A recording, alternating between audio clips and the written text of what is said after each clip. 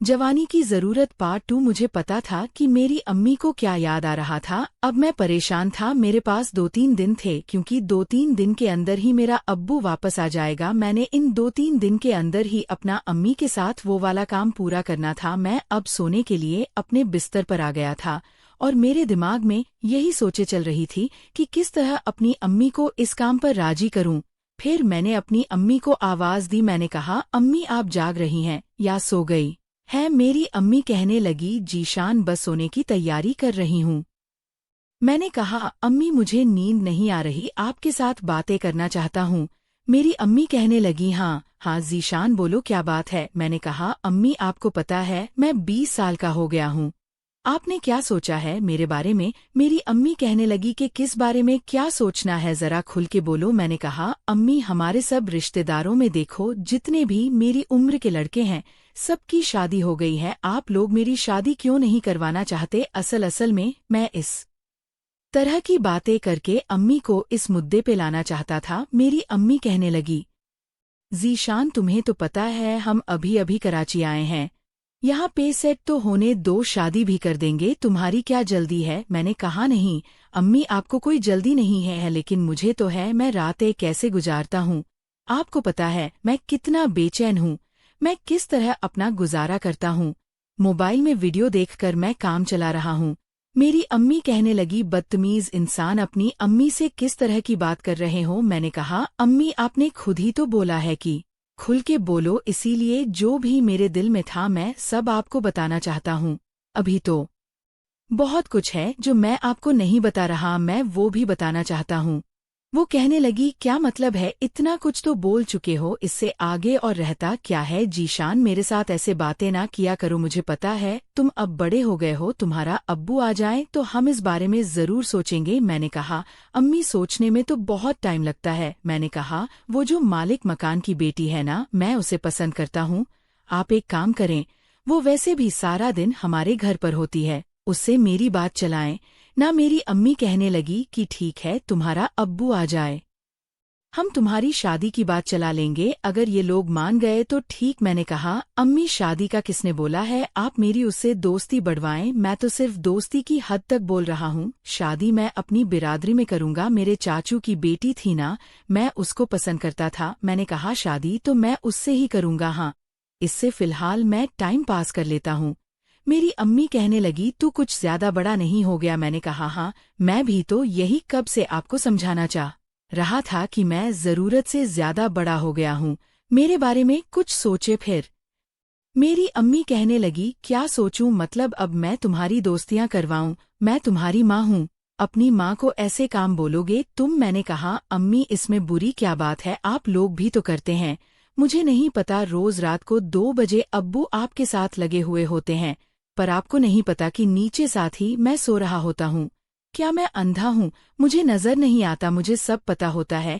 मेरी अम्मी कहने लगी, बेशर्म इंसान, माँ बाप को देखते हो छप छप कर। मैंने कहा कि देखना क्या है, आप लोगों को खुद सोचना चाहिए कि मैं साथ ही पड़ा हुआ हूँ और एक ही कमरे का तो मकान है, आप रोज रोज ये वाला काम करते हैं। मैं अगर बोल रहा हूँ तो आप मुझे डांट रहे हैं। तो मेरी अम्मी कहने लगी, इतना शर्मा रही है तो जाके किचन में चादर बिछा के सो जा, कोई जरूरत नहीं है कमरे में सोने की। मैंने कहा, मैं क्यों सो जाऊं? मुझे थोड़ी मसला हो रहा है, आप लोगों को है तो आप लोग जाओ, सो जाओ। आप लोग अगर मेरे सामने ऐसे काम करेंगे मेरा दिल भी तो मचलेगा ना। अब वो पूरा घर सर पर उठा लेते हैं, बेड इतना जोर जोर से हिल रहा होता है, मुझे तो शक पड़ता है कि नीचे मालिक मकान वालों को भी ना आवाज जाती हो। फिर मेरी अम्मी कहने लगी, चुप कर बदमाश, चुप करके सो जा, अपनी अम्मी से बात करने की बिल्कुल तमीज नहीं है, मैं तुम्हारी शिकायत लगाऊंगी, तुम्हारे अब्बू को आने दो। मैंने कहा कि इसमें शिकायत लगाने वाली क्या बात है, मैंने क्या गलत बोला है? आप लोग भी तो करते हैं ना। मेरी अम्मी कहने लगी कि वो तो मेरा शौहर है, मैं उसे मना नहीं कर सकती, जब उसका दिल करेगा वो मेरे साथ करेगा, लेकिन तुम्हें शर्म आनी चाहिए ऐसी बात करते हुए। मैंने कहा, मुझे कोई शर्म नहीं आती, मुझे अगर किसी चीज की जरूरत है तो मैं आप ही को बोलूंगा ना। कराची में मैं और किसको जानता हूँ जो किसी और को बोलूं? मैंने आप ही को बोलना है, आप मेरे लिए बस कुछ करें। फिर मेरी अम्मी कहने लगी कि सो जा, हम इस बारे में अभी बात नहीं कर रहे। मैंने कहा अच्छा अभी नहीं तो कल कर लेना, लेकिन आप मेरी फीलिंग समझे ना, मैं अभी और नहीं बर्दाश्त कर सकता, बस बहुत हो गया है। मेरी अम्मी कहने लगी हाँ हाँ सो जा, कल की कल देखेंगे। और फिर इस तरह खामोश होके मेरी अम्मी सोती रहे, मैं भी काफी देर ऐसे ही सोता रहा। और फिर मेरी आंख लग गई। सुबह 9 बजे मेरी अम्मी ने मुझे उठाया, कहने लगी जीशान उठ जा, नाश्ता कर ले, जाके दुकान खोल और कारीगरों को काम पर लगा। मैंने अम्मी से झूठ बोला। मैंने कहा अम्मी मैं सारी रात जागता रहा हूँ, मुझे अभी नींद आ रही है, मैं नहीं जा रहा दुकान खोलने। वो कहने लगी कि तुम्हारा अब्बा फिर तुम्हें मारेगा, जा दुकान खोल, फिर भले घर आ जाना। मैं उठा तो सीधा बाथरूम में चला गया, हाथ मुंह धोए मैं बाहर आया तो मेरी अम्मी मुझे देखकर हल्का हल्का मुस्कुरा रही थी। मैंने कहा क्या हुआ, सब खैरियत है, आप मुस्कुरा क्यों रही हैं? फिर मेरी अम्मी कहने लगी तुम्हें पता है रात को तुमने क्या बोला है? मैंने कहा हाँ मुझे सब पता है, कौन सा मैं नशा करता हूँ जो मैं भूल जाऊंगा? फिर मेरी अम्मी कहने लगी पागल, अपनी अम्मा से ऐसी कोई बात करता है क्या? मैंने कहा अम्मी मैं आपको सीधी बात बोलूं, अगर आप बुरा ना मानो तो। मेरी अम्मी कहने लगी इतनी बातें तो बोल चुका है, अभी तक तो मैंने कुछ भी बुरा नहीं माना। जब मेरी अम्मी ने ये बोला तो मेरा हौसला और बढ़ गया। मैंने कहा हाँ ये तो आप ठीक कह रही हैं।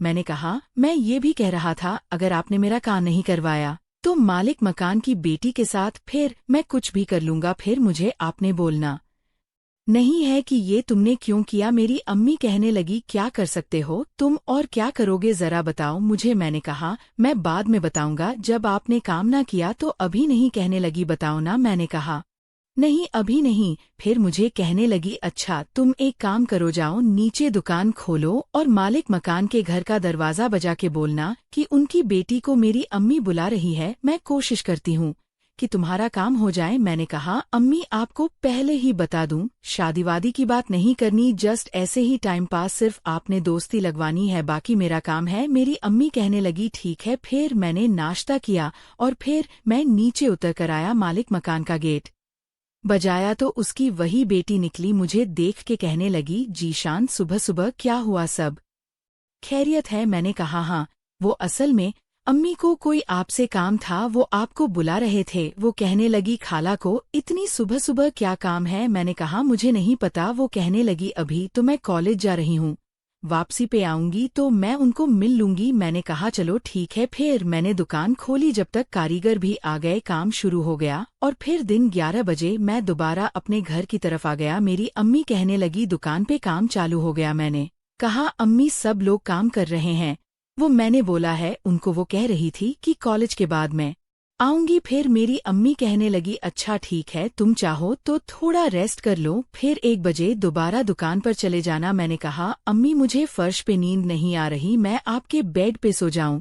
अम्मी मुझे कहने लगी जीशान ये पूछने वाली क्या बात है, तुम्हारा अपना ही घर है, जहां दिल करे सो जाऊं। फिर मैं जाकर अपने अब्बू की जगह पर सो गया। मैंने कहा अम्मी बैठे बातें करते हैं।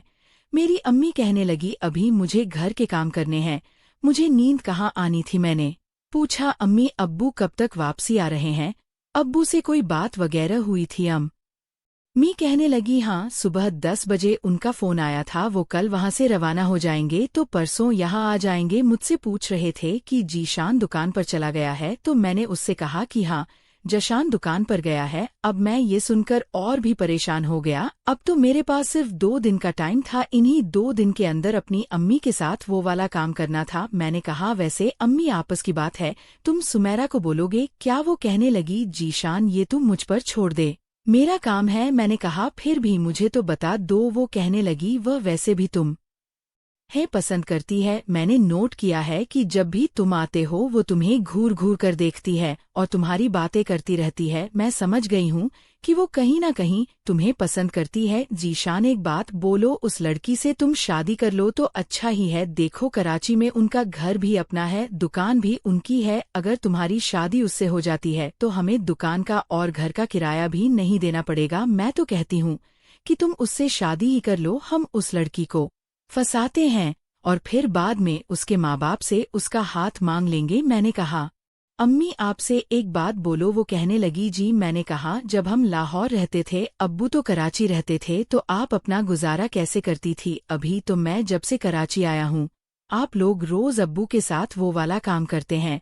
मैं तो देख देख कर परेशान होता रहता हूँ और बेचैन भी होता रहता हूँ। मेरे अब्बू कितने खुशनसीब है जिनकी आपकी तरह खूबसूरत बीवी है। फिर मेरी अम्मी कहने लगी, पागल इंसान, ये बातें नहीं पूछा करो। मैंने तुम्हें रात को भी मना किया है। मैं तुम्हारी दोस्त नहीं हूँ कि तुम हर तरह की बात मुझसे करते हो। लिमिट में होती है कोई। माँ से ऐसी बात नहीं करते। मैंने कहा, अम्मी आप किस दौर की बात कर रही हैं? ये वो दौर नहीं है कि माँ बाप से शर्माया जाए। मेरी अम्मी कहने लगी, तुम्हें बड़ा पता चल गया है इस दौर का। आज तक तो तुमने कोई ऐसी बात नहीं की, ये अचानक तुम्हें क्या हो गया है? मैंने कहा, आज तक मैंने आप लोगों को ये वाला काम करते हुए देखा भी तो नहीं है ना। जब से मैंने आप लोगों को देखा है, मैं भी तब से इस बारे में सोचने लगा हूँ। ये वाकई बहुत अच्छा काम होता है। दोस्तों, इस कहानी की अगली किस्त देखने के लिए इस चैनल को सब्सक्राइब कर लीजिए और बेल के आइकन को क्लिक कर लीजिए ताकि नई आने वाली किस्त आपको जल्द से जल्द मिल सके। शुक्रिया।